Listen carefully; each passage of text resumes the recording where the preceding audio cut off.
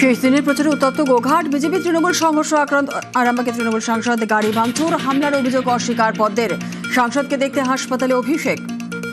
4 তারিখ 12টার পরে কোন জল্লাদের কত ক্ষমতা আর কার দিল্লির বাবা কাকে বাঁচাতে আসে আমি 4 তারিখ দেখব।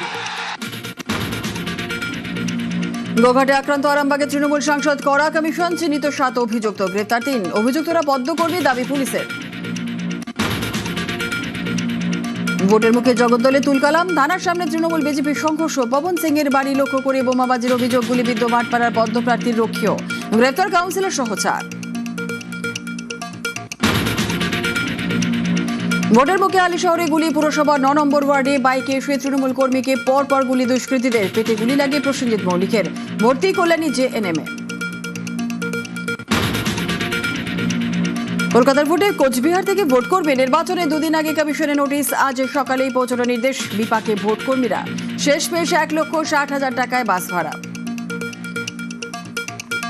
Top headlines.